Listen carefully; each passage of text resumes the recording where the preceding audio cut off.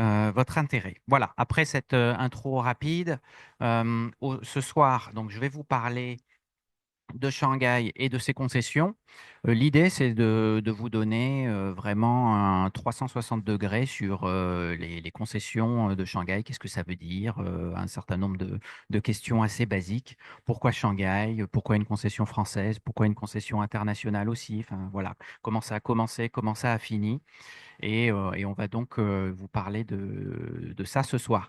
L'idée, alors, pour ceux qui ne me connaissent pas, je ne suis pas un professionnel de l'histoire, encore une fois. Moi, j'ai des activités professionnelles à côté dans le monde du business. C'est une passion et ça fait 20 ans, en gros, que je travaille sur les sujets chinois et au point où maintenant, je vais dans des centres d'archives en France sur certains sujets qui m'intéressent, notamment des cloches, par exemple, dans le Hunan, dont on parlait ce midi avec quelqu'un qui est là. Donc voilà, c'est une vraie passion et je suis devenu, par la force des choses, un peu monsieur histoire en langue française à Shanghai. Et donc, c'est avec grand plaisir que je vous fais cette présentation ce soir. Donc, commençons sur Shanghai, ses concessions. J'ai nommé ça les folles années qui ont fait Shanghai. Et on va aller, vous allez voir, vous allez devenir à la fin de cette session absolument incollable.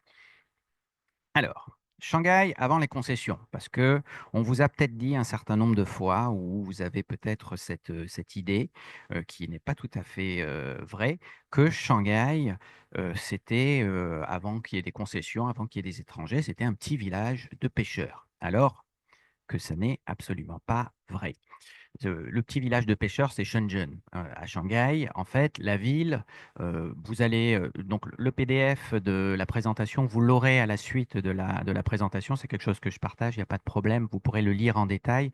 Je vais essayer d'être rapide sur certains points et un peu plus long sur d'autres.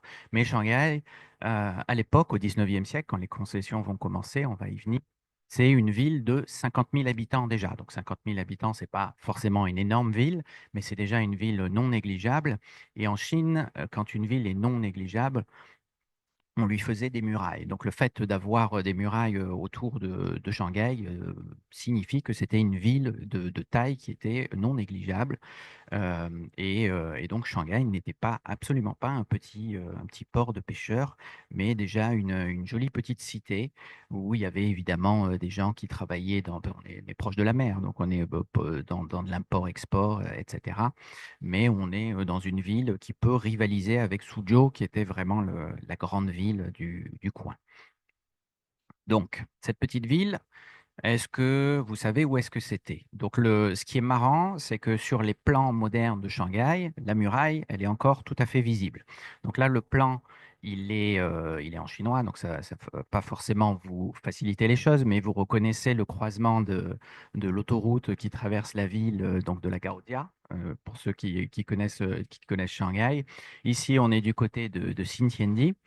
Et si vous zoomez un peu de ce coin-là, malheureusement qui est en train d'être détruit de façon assez impressionnante, mais vous avez, je vous fais un zoom dans la slide suivante, voilà, vous avez en fait le tracé des murailles qui n'existe plus aujourd'hui parce qu'elles ont été abattues au moment de la fin de l'Empire, donc en 1911-1912, mais vous avez clairement le tracé des murailles encore visible dans le plan de Shanghai. Donc voilà la vieille ville de Shanghai avec plus ou moins en son centre, mais vous connaissez tous le jardin U qui est en gros au milieu, avec d'autres choses aussi. Donc voilà, à quoi ressemblait la muraille. Donc je vous ai mis quelques petites photos. Donc ça, on est plutôt au 19e siècle, dans la seconde partie du 19e siècle, la fin du 19e siècle. Voilà donc à quoi ressemblait la muraille de Shanghai avec les douves devant. Avec un certain nombre de portes d'entrée aussi. Vous avez vu sur le plan tout à l'heure en introduction, mais voilà à quoi pouvait ressembler une porte d'entrée fortifiée avec les petites habitations autour. Euh, la suivante, je suis quasiment sûr qu'on est du côté ouest de la ville. Vous la voyez ici. Alors, l'enceinte, détruite en 1912, c'est ce que je vous disais, ça on l'a vu, hein. donc il y a deux petites choses qui restent, si ça vous intéresse. Il y a deux petits points sur la carte où, donc, côté nord-ouest de la vieille ville, vous avez un pavillon ici, vous voyez, ça s'appelle Dajingge, un pavillon ici qui est un des anciens pavillons de la muraille de Shanghai, où il y a un temple taoïste, si je me trompe pas. Donc, vous pouvez aller le voir. Normalement, il y a aussi des photos du vieux Shanghai dedans, etc. Et puis un petit peu plus au nord, nord-est, vous avez un petit bout de muraille qui a été retrouvé dans les années 2000-2010 au moment des grands travaux qui précédaient l'exposition universelle, où en détruisant les maisons pour en faire une grande tour, ils se sont rendus compte que certaines grandes maisons étaient adossées à une énorme à une muraille en réalité. Donc ils ont conservé un petit bout de la muraille, mais c'est plutôt des fondations. Et donc ça se voit assez facilement. C'est au début de Roi Hailou, en fait. Ici, vous avez ce reste de muraille. On peut peut-être descendre le rideau. Je ne sais pas comment ça se descend. Bon, alors on le fait comme ça. Donc voilà, Shanghai, avant les concessions, ça n'était pas un petit village de pêcheurs, déjà une ville non négligeable avec sa petite muraille. Alors maintenant, on va rentrer dans le sujet en parlant de la naissance et de l'enfance des concessions. Et puis, on va répondre à la question, c'est quoi une concession? Pourquoi on parle de concession, concession française, concession internationale? Mais c'est quoi une concession? Alors, juste avant, on va remonter un petit peu dans le temps, mais on a ce qu'on appelle, avant les concessions, avant que la Chine soit forcée à s'ouvrir au commerce international, on a ce qu'on appelle le système de cantons. Le système de cantons, ça veut dire qu'en fait, la Chine était ouverte, il n'y avait qu'un seul port qui était ouvert pour faire de l'import, de l'export, et c'était le port de Canton, selon les édits impériaux. La Chine, à cette époque-là, donc on est au XVIIIe siècle, XIXe siècle, début du XIXe siècle, on a, en tant qu'étranger, uniquement le droit de faire du commerce à Canton, et dans des conditions qui sont très drastiques, très sévères, avec des prix, des quantités qui sont fixées, avec des étrangers qui n'ont pas le droit de s'installer, ils sont là de manière temporaire, ils n'ont pas le droit d'hiverner, comme on disait à l'époque, et ils sont regroupés vraiment dans un petit quartier de la ville de Canton. Et malgré un certain nombre de missions diplomatiques, en particulier des Anglais, qui commencent à- à- à être majoritaires, à être les plus puissants après les guerres napoléoniennes, malgré les ambassades qu'ils envoient, ils ne réussissent pas à ouvrir de nouveaux ports. Les Anglais et les Britanniques, je vous la fais rapide, mais c'est un vaste sujet, vont se lancer dans le domaine du commerce de l'opium, mais c'est principalement le fait en fait d'hommes d'affaires britanniques qui cultivent l'opium en Inde et qui vont ensuite le vendre un peu partout. Ils trouvent des consommateurs très intéressés en Chine. Ils vont donc commencer à le vendre de façon illégale. Il y a un chien qui se balade? Ok, pourquoi pas. Et donc voilà, donc le trafic va commencer à faire des ravages.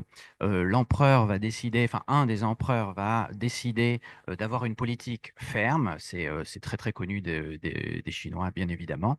Il va y avoir une politique ferme qui va être en réalité un casus belli pour les Anglais, en disant, enfin, si vous voulez, il y a une, euh, un bateau anglais qui est pris d'assaut par les forces chinoises. C'est jugé comme étant un affront au pavillon britannique, et ça va permettre de rentrer en guerre pour les Britanniques contre la Chine et de forcer, en fait, après une rapide campagne militaire, de forcer l'Empire chinois à s'ouvrir et à ouvrir de nouveaux ports au-delà de celui de Canton. Donc c'est à ce moment-là, en fait, que les Britanniques, conseillés par ces hommes d'affaires qui faisaient du trafic d'opium, vont aller convaincre qu'il faut ouvrir quelques nouveaux ports. Et donc après 2, 3 années de guerre, oui, le conflit s'achève avec ce qu'on appelle le traité de Nankin, 1842, où Hong Kong devient une colonie. Et puis, on a l'ouverture de 5 ports. Hong Kong, c'est uniquement l'île de Hong Kong à l'époque, c'est pas encore tout ce que vous connaissez aujourd'hui. Et puis 5 ports que sont celui de Shanghai, et puis il y en a aussi 4 autres à Fuzhou, à Xiamen, et j'en oublie. Voilà. Et puis, il y a aussi un petit point de droit où les Britanniques font rentrer dans leur traité le fait que si jamais les Chinois font un traité avec une autre puissance et puis donnent un privilège à une autre puissance, et ben, ce privilège sera donné automatiquement aux Britanniques aussi. Donc voilà, ils y sont allés fort avec leur canonnière, avec des technologies qu'évidemment les Chinois n'avaient pas à l'époque et ils ont forcé l'ouverture de la Chine de cette façon-là. Donc c'est ce qu'on appelle la première guerre de l'opium. Et c'est ça qui aboutit en fait à la création du concept de concession. Le concept de concession veut dire que le terrain continue à appartenir aux Chinois, mais c'est une sorte de location, si vous voulez. Donc, c'est une location, les gens font ce qu'ils veulent, ils appliquent leurs règles, mais normalement, au début en tout cas du traité, normalement, il y a un loyer à payer et en termes de sécurité, par exemple, c'est l'Empire chinois qui est censé assurer la sécurité. Ce sont des choses qui vont se dégrader ensuite dans le temps, on va le voir tout à l'heure, mais dans un premier temps, concession, c'est ça. Ce n'est pas un territoire qui est 100% autonome normalement. Ça va évoluer. On va y revenir. Alors, 1800, donc vous avez vu, 1842, c'est les Anglais. Très vite, en fait, on a les États-Unis qui vont imposer le même traité aux Chinois. 1844, les États-Unis signent le même traité sans déclaration de guerre, hein. Et quelques mois après, la France, en se disant nos chers amis héréditaires, comme on dit, anglais, ont fait un traité en Chine, ils prennent de l'avance, nous aussi, il ne faut pas qu'on soit en retard. Donc, on va aussi faire un traité avec les Chinois et on va aussi avoir des concessions et venir. Donc voilà, la France arrive troisième en réalité après les, après les États-Unis et vont avoir à peu près les mêmes privilèges, avec le privilège supplémentaire côté français, c'est qu'il y a aussi un droit de protection des catholiques. Donc c'est la France avant la séparation de l'Église et de l'État, si vous voulez. Donc on est en 1844. Alors, à la différence des Anglais, nous, si vous voulez, pour les Anglais, les hommes d'affaires sont d'abord arrivés et puis ils ont convaincu l'Empire britannique d'ouvrir la Chine, de faire une guerre, etc. Nous, c'est exactement l'inverse. Si vous voulez, c'est l'administration s'est rendue compte que les Anglais étaient là, donc on a envoyé nos diplomates pour aller dire il faut que nos commerçants viennent aussi en Chine. Donc ça a été le processus inverse. Ça s'est un petit peu moins bien passé puisque c'était pas quelque chose qui venait de l'initiative en fait, du monde des affaires français, c'était plus une initiative qui était politique. Mais bref, on a Monsieur Charles de Montigny, qui est notre premier consul de France à Shanghai, hein, vous souvenez-vous, qui arrive en janvier 1848. Et selon le traité, il faut qu'il y ait un commerçant français qui fasse la demande d'un terrain pour qu'il y ait une concession française qui s'établisse. Donc il va chercher pendant de longs mois un commerçant français qui veut bien s'établir à Shanghai, ce qui est très différent des Anglais qui étaient en réalité déjà là.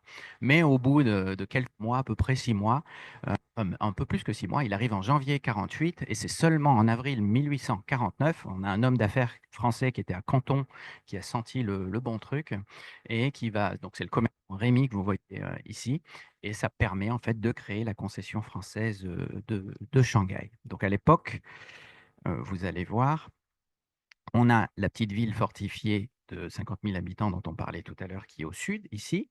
On a les Britanniques à qui on a donné ce bout de terrain un peu plus au nord et qui correspond au Boune que vous connaissez aujourd'hui. Bon, c'est pas grave. Au nord-est, vous avez les Américains qui vont s'établir. Donc, à l'époque, il y a une concession anglaise, une concession américaine. Et le petit bout des Français est ici, en fait. Il est entre la ville fortifiée de Shanghai et la concession anglaise. C'est pas forcément grand-chose, mais c'est un début. Comme disait le consul, au moins, j'y suis chez moi, je suis en France. Mais voilà. Voilà la création de la concession française de Shanghai. Donc voilà à quoi ressemblait le Bund dans les années 1850. Vous reconnaissez pas grand-chose, bien évidemment, mais vous avez le bâtiment de douane ici, vous avez la banque HSBC ici pour ceux à qui ça dit quelque chose.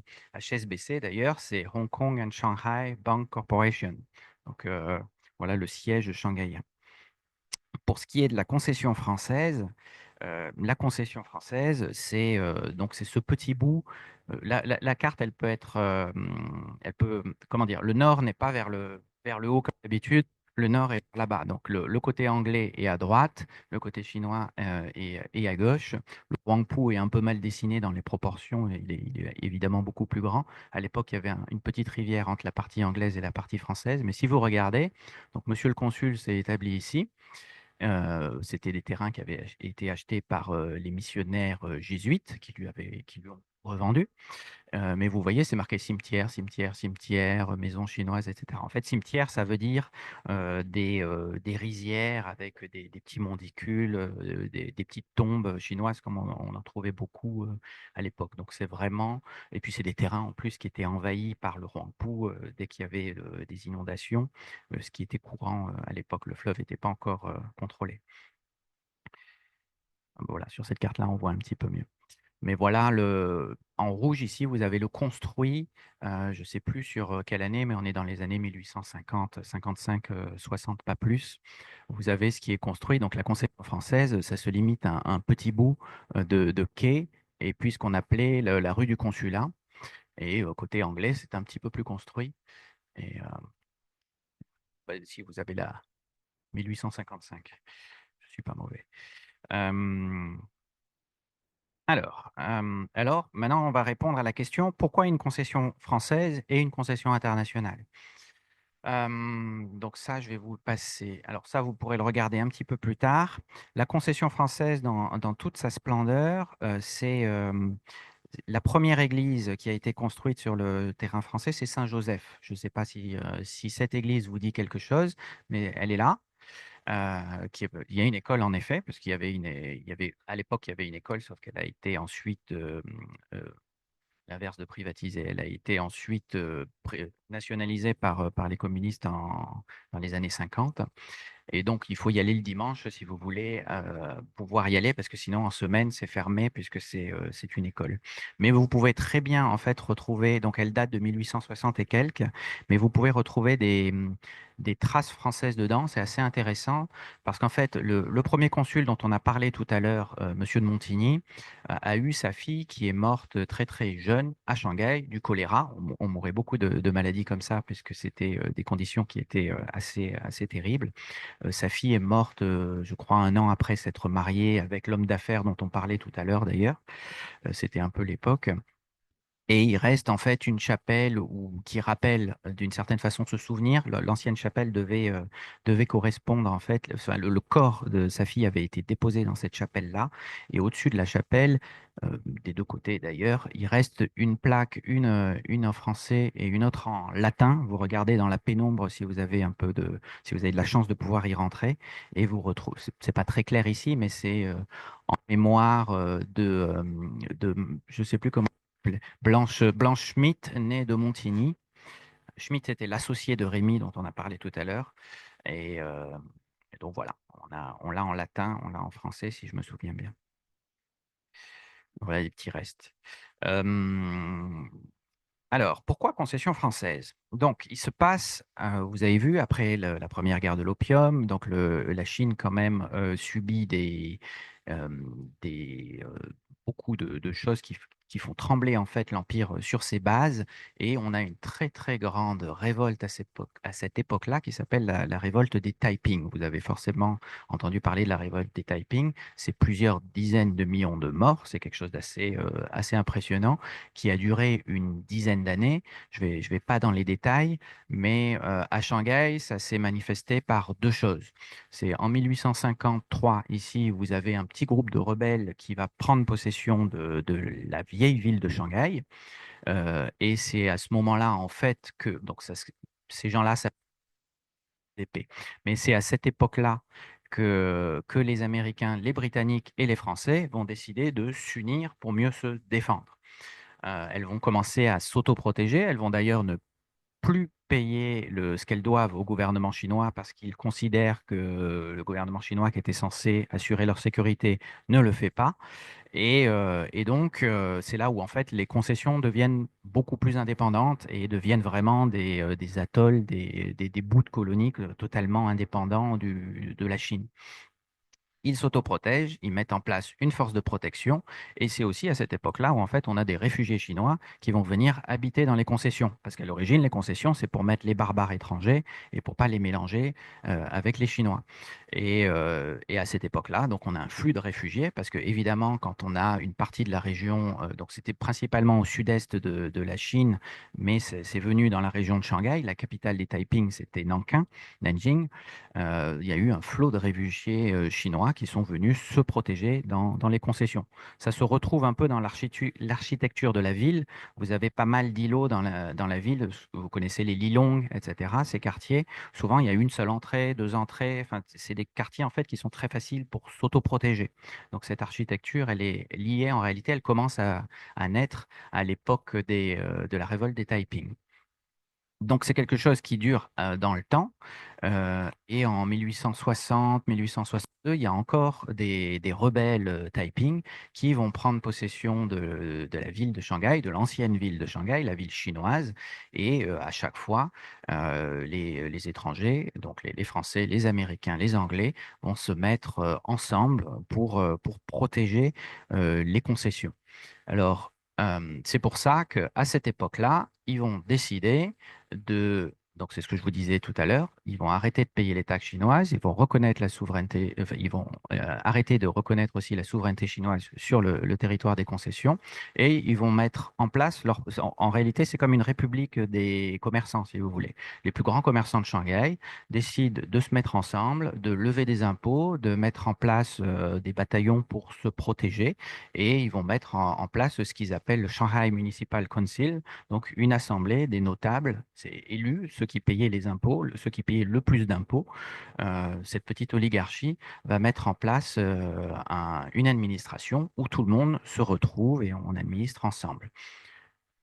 Ça marche quelques mois avec les Français, mais nous sommes ce que nous sommes. Et au bout d'un moment, monsieur le consul de l'époque, qui est plus monsieur de Montigny, va dire, mais c'est pas bien, les intérêts français ne sont pas assez bien protégés, ne sont pas assez bien représentés, etc. On trouvait que les Français étaient trop minoritaires par rapport aux Anglo-Saxons, ça leur a pas plu, et il va donc mettre en place, enfin il va reprendre son indépendance d'une certaine façon, et on a donc les Français qui vont avoir leurs propres concessions quand le reste, donc les Anglais, les Américains à l'origine, vont conserver leur concession internationale. Et puis après, chemin faisant, dans l'histoire de Shanghai, il y a d'autres puissances qui vont venir aussi s'installer à Shanghai, qui vont aussi signer des traités avec la Chine et qui vont être partie prenante de la concession.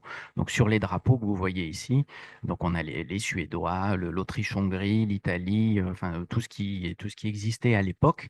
Puis donc en fait, ça, ce blason date d'après la Première Guerre mondiale et le carré blanc, c'est les Allemands qu'on a enlevés après 1910. Mais les Allemands faisaient aussi partie, avant 1918, de l'administration de la concession internationale. Mais c'était vraiment une assemblée de notables et de commerçants, donc c'était majoritairement les anglo-saxons qui étaient représentés au conseil municipal de la concession internationale de Shanghai. Donc c'est comme ça qu'on se retrouvait avec trois entités.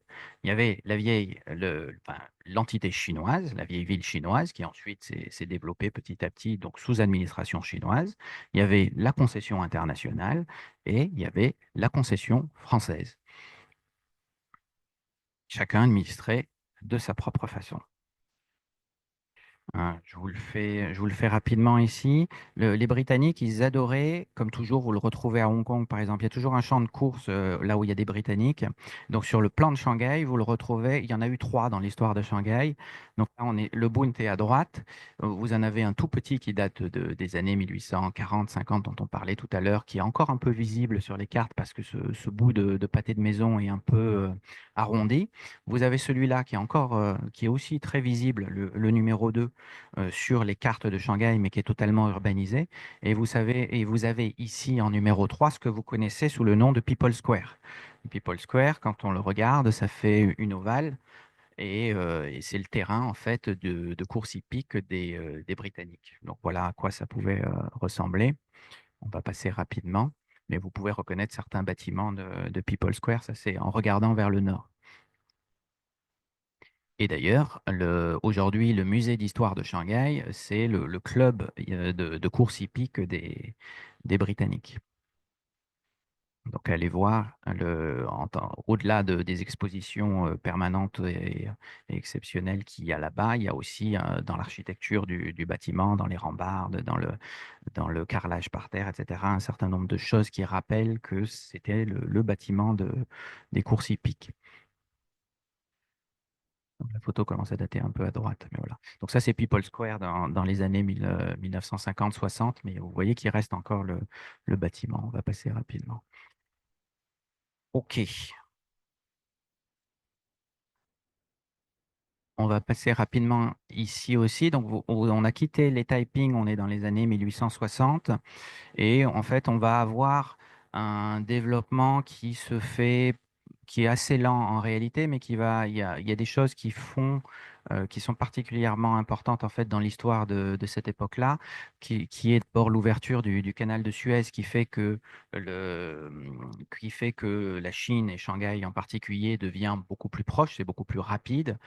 Donc, on a un certain nombre d'intérêts français qui vont commencer à se développer de plus en plus. On a aussi petit à petit la conquête de l'Indochine, un certain nombre de développements coloniaux dans la région qui fait que voilà, on a un certain nombre d'intérêts français qui vont se développer. Donc, le comptoir d'escompte, c'est un des ancêtres de la BNP, si je ne me trompe pas, qui va arriver petit à petit. Ensuite, des commerçants dans la soie, etc. Mais je passe rapidement. Donc, voilà une carte en 1870. Là, je vous parlais tout à l'heure de la petite rivière qui partageait à droite la concession anglaise et à gauche la concession française. Donc voilà à quoi ça ressemblait en 1873. Ensuite, elle sera bouchée. Et c'est là où finit la Yanlou, quand vous allez vers le Bund, quand vous descendez comme ça, toc, vous voyez que ça fait des petites courbes vers la fin de la rue, parce qu'en fait, c'est la courbe de la rivière qu'il y avait à l'époque. Voilà le Bund à l'époque. Vous voyez le petit pont entre la concession française qui est ici, le pont, et la concession internationale, avec les bateaux qui sont à quai. Donc, ce qui était intéressant, évidemment, c'était Shanghai, c'était un port avant tout, hein, et le Bund était le port. Voilà le front, enfin le quai de France avec, vous avez le consulat et normalement, on ne le voit pas très bien, mais vous voyez la flèche de l'église Saint-Joseph qui est derrière. Donc voilà le petit bout de concession française à l'époque en 1882, donc entre cette petite rivière, entre les Anglais et la ville chinoise. Voilà la photo de tout à l'heure. Et vous avez une version, ça ici, c'est le sémaphore qui a été construit par les Jésuites ça permet de donner toutes les indications météorologiques de temps, etc., et qui va ensuite être modernisé. Vous avez toujours un bâtiment sur le Bund avec une tour comme ça, c'est le sémaphore des Jésuites. C'est la version suivante de cette version qui n'était pas très solide, elle était tombée lors d'un typhon. Je vous passe rapidement, mais voilà le consulat de France qui était donc sur le quai de France. Donc en anglais, on parlait de French Bund. Donc quand on est au sud de Yanlou, c'est le French Bund, c'est le quai de France. C'est c'est pas le Bund, c'est pas le Bund. Donc voilà le consulat qui a tenu jusque dans les années 1980 et quelques. Il a été rasé et remplacé par une énorme tour, celle qui est un peu pointue, dans les années 1980 seulement. Il avait survécu, mais il a été détruit ensuite. Bon, ensuite, je vous passe les détails, mais ensuite, il va y avoir un certain nombre d'extensions qui vont être données par les Chinois, toujours sous la contrainte. Donc, que ça soit du côté de la concession internationale et puis de la concession française, il y a eu quelques petits ajouts. Je passe les détails, mais le dernier ajout date de 1914 et va jusqu'à Sudiaroué. Sudiaroué, c'est le centre des Jésuites.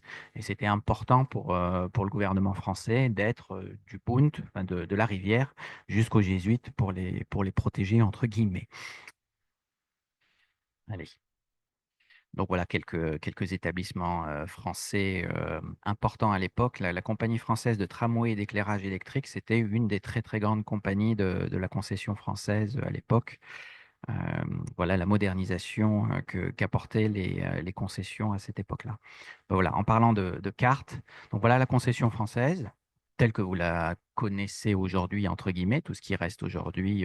Ici, vous avez Roi Hailou et Rangshanlou n'est pas dessiné, mais voilà, ça allait donc jusqu'à Sudiarway qui est ici, et on a de l'autre côté, donc en différentes couleurs, mais c'est juste des illustrations des différentes phases d'extension, tout ce qui était la concession internationale. Donc en fait, la concession internationale était beaucoup plus grande et elle allait d'ailleurs encore très loin vers le nord-est.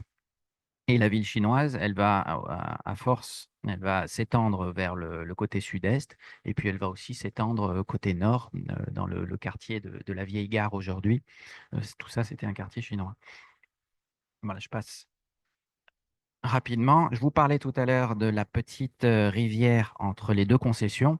Donc voilà ce qu'elle va devenir en 1900. Donc on est en 1914. Elle va être remblayée et elle va devenir une rue commerçante d'ailleurs assez importante, qui s'appellera la rue Édouard VII, euh, en hommage au roi d'Angleterre. On est à l'époque de l'entente cordiale, euh, rue Édouard VII, et aujourd'hui il y a un loup. Donc il suffisait de traverser la rue pour être dans une autre juridiction. Donc vous imaginez quand vous étiez un bandit, vous alliez faire quelque chose dans la concession française, vous passiez la rue et on ne pouvait plus vous courir après. Bon, en réalité c'était évidemment un peu plus compliqué que ça, mais ça montre bien la complexité et pourquoi Shanghai c'était aussi le paradis des bandits, de tous les trafiquants. Alors, c'était côté britannique, en fait, et dans tous les, y compris concessions françaises, si je ne me trompe pas, ce qui est possible, hein. Voilà le quai de France, avec le consulat qui est ici. On ne le voit pas très bien, mais voilà à quoi pouvait ressembler le quai de France. Alors c'est c'est Hua Hai Lu. Vous ne reconnaissez pas, hein? Donc ça, c'est le côté. Donc c'est l'extension qui a été donnée en 1914. Donc au départ, enfin si vous voulez, ça, ici on est du côté du K11, etc., de Xintiandi. Ça ressemblait à ça, l'avenue Foch, ce qui devient Huarailu ensuite. Voilà à quoi ça ressemblait au tout départ. Oui, Foch, c'est un peu plus de nord. Oui. Il y avait il y avait ce monument qui était aussi donc là où se croisait la concession française et la concession internationale sur le Bund, pas très loin du sémaphore dont on parlait tout à l'heure. Il y a eu ce bâtiment, encore une fois, ce monument qui a été élevé après la Première Guerre mondiale, donc le monument aux morts, avec le nom de tous les Shanghaïens, donc les Français de Shanghai, les Américains de Shanghai, les Britanniques de Shanghai qui sont allés se battre en Europe et qui n'en sont pas revenus. Donc, c'était le monument aux morts pour les étrangers à Shanghai, qui a été ensuite détruit en partie par les Japonais, puis ensuite après la Seconde Guerre mondiale. Et d'ailleurs, si vous regardez un peu derrière, vous voyez que Pudong, c'est pas du tout un champ où il y a des vaches en train de manger de l'herbe, mais c'était assez bien construit. C'était principalement des entrepôts, mais pas que. Donc voilà, on nous dit souvent il n'y avait rien à Pudong et puis en 20 ans ils ont tout construit, mais en réalité ils ont déplacé beaucoup de monde quand ils ont commencé à construire le quartier de Lujiazui. Voilà, alors les grandes années des concessions, c'est aussi les grandes années où la Chine bouge beaucoup. On a cette vision de Shanghai, de Paris de l'Orient, où à peu près tout est possible. Mais c'est aussi cette époque-là où la Chine se fait manger de plus en plus par les Japonais, où il y a aussi une émergence de la conscience nationale chinoise. Et voilà, donc il y a un certain nombre de choses qui sont très, très importantes qui se passent. Je ne vais pas tout vous faire parce que ça fera une longue liste qui n'est pas forcément très intéressante. Mais voilà, il y a un certain nombre de grèves qui sont organisées contre les Japonais, contre les étrangers de manière générale dans les années 20. On a en 1927 ce que vous connaissez avec Malraux, euh, qui est qui est écrit dans La condition humaine. C'est 1927 quand on a l'armée des nationalistes qui vient en fait se débarrasser des communistes qui s'étaient levés dans la ville, avec avec l'aide en réalité des concessions internationales. Voilà les soubresauts de l'époque. 1900, donc 1925, 1927. Après, les choses commencent à devenir un petit peu plus compliquées. Donc, il y a une première guerre en 1931-32 avec des affrontements à Shanghai même contre le Japon. Donc, il y a ce qu'on appelle la bataille de Shanghai contre le Japon. À l'époque, il faut vous imaginer que ça se passe comme ça. C'est-à-dire que du côté des concessions, que ce soit françaises ou internationales, on a donc les étrangers ou les Chinois qui ont la chance d'habiter dans les concessions qui regardent la bataille se passer depuis leur balcon de l'autre côté dans la partie chinoise. Donc voilà, la bataille de Shanghai en 1932, c'est limite spectacle pour un certain nombre de gens et les concessions étaient réputées pour être des îlots de sûreté à cette époque-là. Voilà 1932. Donc, vous voyez, en termes de soubresauts, on a 1927, 1932, et pourtant, c'est que le souvenir qu'on a et qui reste en partie, c'est le Shanghai des années folles. Et voilà, évidemment, c'était un petit peu plus compliqué que ça. Voilà l'avenue Joffre, hein, pas Foch, l'avenue Joffre, Roi Hailou, en 1930. Donc là, il y a un certain nombre de bâtiments que vous pouvez reconnaître. Il y a toute la partie Xinjiang, ancienne Xinjiang. Ici, si vous voulez, c'est Maominglu. C'est le Grosvenor Nord exactement, avec comment il s'appelle, le cinéma Cathay qui est ici. Voilà. Vous avez l'arrêt de métro qui est là. Vous avez le Garden Hotel qui est ici. Le Garden Hotel, c'était le club pour les Français. Euh, Chaque nationalité avait son club, donc le club des hommes d'affaires. Euh, la particularité des Français, c'est que le club acceptait les femmes. Hein, parce qu'à l'époque, c'était une autre époque. Et donc, on appelait ça le cercle sportif français. Et dans le club british, les femmes étaient acceptées une fois par an. C'était lors du gala pour l'anniversaire du roi. Donc pour les Français, au cercle sportif, les femmes étaient acceptées, évidemment pas au conseil d'administration, il ne faut pas pousser, mais les femmes étaient acceptées en tant que membres et elles pouvaient venir. Donc c'était un endroit où on se détendait, où les hommes parlaient évidemment business, autour de billard, autour d'un certain nombre de choses. La salle de bal, c'est la base du Garden Hotel aujourd'hui. La salle de bal existe toujours. Et, euh, et voilà, c'est un endroit assez exceptionnel encore aujourd'hui. Donc voilà le cinéma cathé dont on parlait tout à l'heure. Et voilà peut-être, est-ce que certains d'entre vous reconnaissent celle-là? C'est la villa Basset. Donc c'est la villa du consul, c'est la villa consulaire aujourd'hui.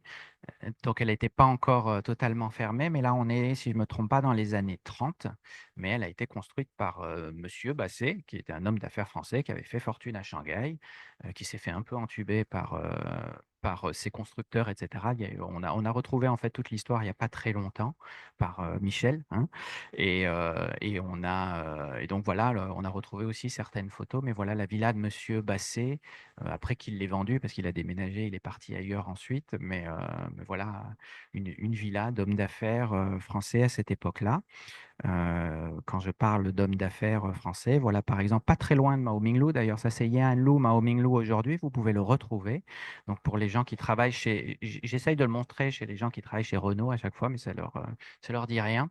Il y a sûrement des choses à faire, mais voilà un couple avec leur famille, avec leurs enfants, un petit couple français qui vendait des voitures à l'époque. Donc vous voyez, en plus on a la date 1935. Le bâtiment, on le retrouve, il est très facile à identifier sur Mao Minglu, côté ouest. Yanlu, Mao Minglu. Donc on vendait des voitures, entre autres. Et par contre, ce qui est un petit peu moins connu, c'est qu'en réalité, il y avait beaucoup plus de Russes dans la concession française que de Français. Au paroxysme du nombre de Français, je crois que c'était 2000 et quelques Français dans la concession française, et il y avait entre 10 et 20 000 Russes, parce qu'en fait, les Russes s'étaient enfuis de la Russie communiste. Il y en avait une partie qui sont partis vers l'ouest, et puis une autre partie qui est partie vers l'est, avec le transsibérien, etc., qui se sont retrouvés ensuite en Mandchourie, et pour certains d'entre eux, jusqu'à Shanghai. Donc l'avenue Joffre, le roi Hailou, était en réalité remplie de magasins écrits en cyrillique. Et on retrouve d'ailleurs deux églises encore aujourd'hui orthodoxes dans la concession française on l'appelait Little Russia. C'était vraiment un centre russe très important. Voilà. Donc voilà encore une fois le quai de France, 36. Vous reconnaissez le consulat, On est aussi à l'époque de l'art déco flamboyant, si j'ai envie de dire. Mais voilà, un poste de police qui existe encore aujourd'hui. Il y a des constructions à gauche, à droite et devant, donc on le voit un petit peu moins bien, mais il existe encore aujourd'hui. C'est toujours un poste de police. Ils ont évidemment déboulonné la statue ici. C'était un amiral français qui avait aidé à libérer la ville de Shanghai pendant la révolte des Taiping, mais il a été déboulonné il y a bien longtemps. Donc voilà le poste de police Malais. Donc on est en plein dans la vieille partie de la concession française. Et voilà le Bund. Vous avez sûrement vu pas mal de photos du Bund en version ancienne. Celle-là, elle est peut-être un petit peu plus rare. Donc on voit ici le Bund, pas du sud vers le nord, mais du nord vers le sud, du côté de ce gros bâtiment qui est au nord du Bund, un peu massif, qui s'appelait le Broadway Mansion. Et donc voilà, le Bund à l'époque, et vous reconnaissez, donc je parlais du sémaphore qu'on reconnaît, qui est toujours là. Il y a deux, trois bâtiments, donc ceux du Bund anglais ont été plutôt bien conservé, hein. Il y a tout qui a été conservé. Mais côté français, comme c'était majoritairement des entrepôts, c'était pas aussi développé. Il y a seulement en réalité deux bâtiments qui ont été conservés. Il y a celui des messageries maritimes. Messageries maritimes, c'est l'équivalent d'Air France, si vous voulez, sauf que c'était les bateaux. Et puis, il y avait une compagnie anglaise qui était établie, une compagnie maritime, enfin, un des gros conglomérats anglais qui avait établi son siège social shanghaïen sur le quai de France. Et le bâtiment reste encore aujourd'hui. Mais c'est Butterfield, exactement, c'est Butterfield. C'est le groupe Swire. Swire, c'est Cathay Pacific, etc. C'est des groupes qui existent encore aujourd'hui, hein. Ils sont revenus sans aucun problème. Mais le bâtiment a été un peu déstabilisé par les constructions qu'il y avait autour. Donc, je ne sais pas si on peut toujours. Ben voilà, là, on a le zoom sur cette partie. Donc, le consulat avec son drapeau devant, etc. Voilà le consulat et les messageries maritimes. Je passe, parce que ça fait quand même un moment que je parle. Mais voilà, les autorités françaises à l'époque, enfin, c'est la France coloniale dans toute sa splendeur, si vous voulez. Donc, on a monsieur l'ambassadeur, on a les différents généraux qui sont à la tête de la police, de la marine, de l'armée de terre. On a bien évidemment l'évêque de Shanghai qui était français, un jésuite, etc. Après, les membres élus du conseil municipal, etc. Mais voilà la France dans toute sa splendeur dans les années 30. Et vous voyez d'ailleurs, donc c'est le journal de Shanghai qui n'était pas publié à des millions d'exemplaires, c'était quelques milliers, mais vous voyez en haut, donc ça c'est un numéro du 14 juillet, et vous avez une illustration du Bund, y compris côté français à gauche, côté anglo-saxon à droite, avec le petit drapeau. Et alors pourquoi je vous ai mis ça?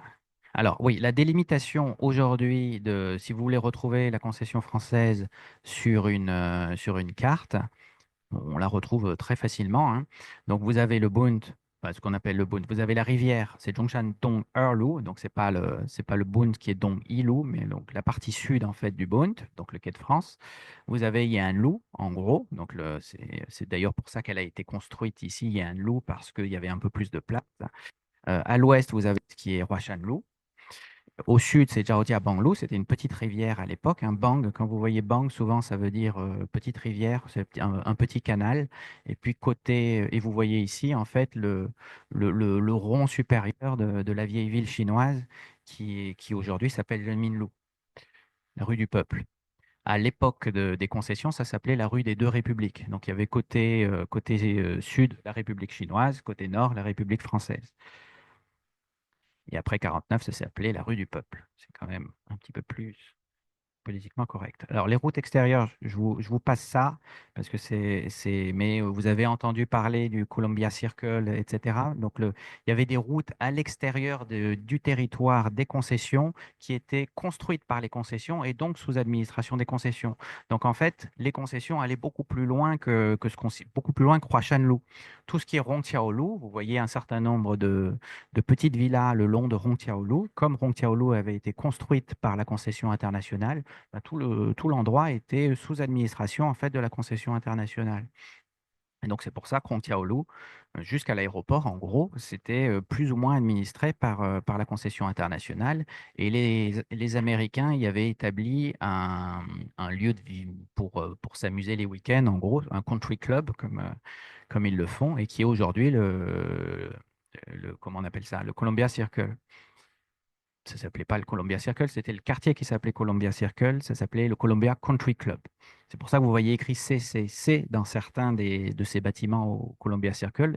Et là, vous reconnaissez, pour ceux qui connaissent, la piscine. Sauf qu'un étage a été rajouté ensuite, etc. Mais voilà la piscine du temps des Américains. Je vous le passe rapidement pour pas être trop long et pour aborder ensuite le sujet de la fin des concessions. Mais vous avez peut-être entendu parler de ce film de Spielberg. Si vous ne l'avez pas vu, regardez-le. Même si c'est un peu romancé, c'est pas exactement sa vie, mais voilà, c'est l'histoire d'un petit garçon qui vivait dans les concessions au moment en fait où les Japonais vont envahir la concession internationale, et lui, il habitait dans ce quartier de Columbia Circle. Et donc, dans les années 80, il y a des gens qui l'ont recontacté. Et il a pu retrouver et réidentifier sa maison. Vous connaissez un peu le quartier avec le bec, le bistrot, la villa, etc. Voilà, il habitait dans une de ces villas. Il y a un certain nombre de familles expatriées américaines qui habitaient dans ces villas, en fait. Mais pas que, aussi des riches chinois, etc. Et ça, en fait, dans le film de Spielberg, c'est Shanghai dans les années 80, en réalité. Donc, on retrouve Sudiarway dans les années 80. Voilà le Bund donc il l'a reconstitué comme ça pour son film, mais en réalité, ça, c'est le Bund à la fin des années 80. Voilà, j'aime bien cette photo-là parce que voilà, on voit très très bien le champ de course hippique des Britanniques. Vous voyez ici donc ce qui est pour nous aujourd'hui la Yanlou, qui est là et qui délimite le côté français du côté concession internationale. Ici, le cercle de la vieille ville chinoise qu'on voit absolument bien. Et si vous regardez ensuite sur la rivière, on a un certain nombre de bâtiments militaires. Il y avait les Français, il y avait les Anglais, il y avait les Américains, il y a ensuite eu les Japonais qui venaient affirmer leur puissance et leur souveraineté sur ce petit coin de terre. Allez, maintenant, on va parler de la fin. Comment tout ça, ça s'est fini? Vous allez voir, côté français, on fait jamais les choses à moitié, donc on l'a fait deux fois. Donc ça finit, le début de la fin, c'est la guerre, c'est la Seconde Guerre mondiale, si vous voulez. Pour les Chinois, la Seconde Guerre mondiale commence en 1937. C'est le Japon qui continue sa politique expansionniste. Donc ils avaient déjà conquis tout ce qui est Mandchourie, c'est le nord-est, avec la guerre de 1931-32. En 1937, ils descendent encore plus au sud.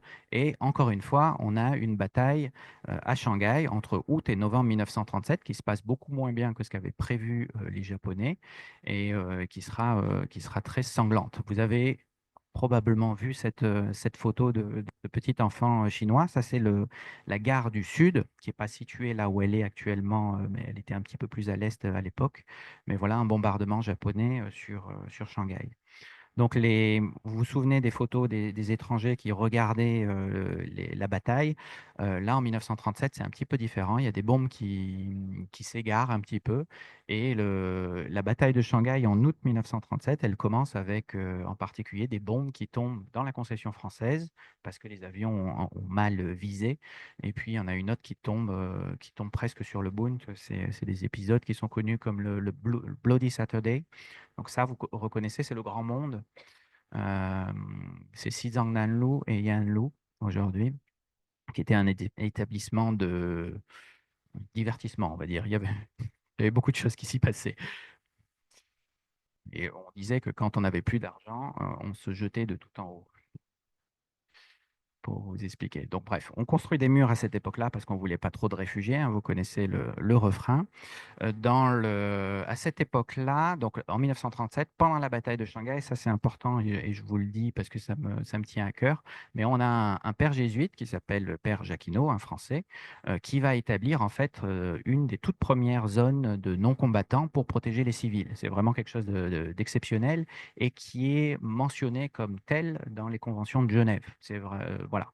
Et c'est le fait d'un père jésuite français et c'était à Shanghai. Si vous allez au temple de la ville au Chuanhang Miao, qui est pas loin du jardin U, vous avez une petite plaque qui rappelle la fondation de cette zone en 1937, le 9 novembre 1937, si je ne me trompe pas. Donc le père Jacquinot, on dit qu'il a sauvé, enfin en tout cas, la zone a hébergé jusqu'à 300 000 personnes pendant la bataille. Donc elle était collée et d'une certaine façon protégée par les Français, mais elle était dans la partie chinoise, là où se passait la bataille. Voilà, le père Jacquinot à cette époque-là. Alors, je vous passe les détails, mais vous savez, donc on avance encore un petit peu dans le temps, mais à Hongkou, donc le quartier nord-est de Shanghai, il y a eu ce qu'on appelle un ghetto juif. Donc c'est évidemment, c'est pas comparable à ce qu'ont vécu les Juifs en termes de ghetto en Europe de l'Est, mais les Juifs ont été regroupés. Il y a eu un certain nombre en fait de réfugiés juifs qui sont arrivés à Shanghai dans ces années-là. Ils ont été regroupés dans un quartier sous la pression en fait des nazis qui ont fait pression aux Japonais pour qu'ils le fassent. Mais c'était évidemment pas les mêmes conditions, mais c'était quand même très, très difficile. Et on a quelques, juste parmi les nations qui sont chinois aussi. C'est des sujets assez peu connus. Mais on a quelques Chinois en Europe, diplomates, qui ont donné des visas pour que les Juifs viennent ensuite jusqu'en Chine et qui ont été sauvés de cette façon-là. Vous aurez le PDF. Voilà des photos du ghetto juif et voilà un des justes. Je passe rapidement. Alors, on arrive à la fin. Donc, ça, c'est bon. Ça reste la concession française dans toute sa splendeur. Vous voyez, par exemple, l'anniversaire du 11 novembre en 1939, où on parade encore dans le cimetière, là où il y a le monument aux morts. Je passe rapidement. Mais alors, voilà, sachez, il se passe quelque chose. Vous avez tous entendu parler de Pearl Harbor, 7 décembre 1941. Ce qui est beaucoup moins connu, c'est qu'en fait, au même moment, le lendemain, en fonction du fuseau horaire, le 8 décembre, côté ouest, donc, le Japon va aussi attaquer les Philippines, la Malaisie, Hong Kong et Shanghai. Donc Shanghai, tout ce qui est partie concession internationale, on a les Japonais qui vont prendre possession de la concession internationale, qui vont ensuite regrouper les étrangers américains, anglais, dans des camps d'internement. Et il y en a un certain nombre qui vont mourir dans ces camps ou qui vont y passer un très, très, très mauvais moment. Mais la France, hein, le 8 décembre 41, et à Shanghai, elle est représentée par un consul qui est vichiste, qui est donc d'une certaine façon allié avec les nazis et donc allié avec les Japonais. Et donc les Japonais ne vont pas prendre possession de la concession française parce qu'ils ne peuvent pas en réalité. Donc, et c'est ce que leur dit, je vous ai marqué Zizi's France, mais en gros, ça, on est sur le Bund, quand les Japonais prennent possession de la concession internationale, ensuite ils vont faire un joli défilé sur le Bund et dans les rues de Shanghai, et quand ils veulent aussi passer par le territoire de la concession française, donc ici, là, ça c'est le quai de France qui est en haut de cette photo-là, on a un rideau comme ça de soldats français qui leur disent, bah, vous pouvez pas, c'est un territoire français, si vous voulez passer, ça va mal se passer. Donc les Japonais vont pas prendre possession de la concession française en 1941. Ça va rester un îlot un peu, même s'il y a énormément de pression, bien évidemment, mais ça va rester un îlot qui va survivre. Vous voyez, jusqu'ici, jusqu'en février 1943, ça commence à bouger et c'est le 30 juillet 1943, sous la pression en fait des Japonais, que le consul de l'époque va être obligé de restituer la concession française au gouvernement collaborationniste chinois. En Chine, il s'est à peu près passé la même chose qu'en France. On a eu un gouvernement qui n'a pas voulu se rendre et qui s'est établi à Chongqing. Et puis, on a eu un gouvernement qui a décidé de collaborer avec les Japonais et qui s'est établi à Nankin. Et donc, en 1943, la concession est rendue à ces autorités collaborationnistes. Alors, évidemment, après la Seconde Guerre mondiale, le général de Gaulle, qu'est-ce qu'il a dit? Il a dit, ben, c'est pas la France, ça, c'est pas nous. Donc, on n'a jamais rendu la concession française. Donc, en 1946, on a recommencé. On a rendu une seconde fois la concession française sous d'autres pressions. Il y avait les armées chinoises qui étaient en Indochine.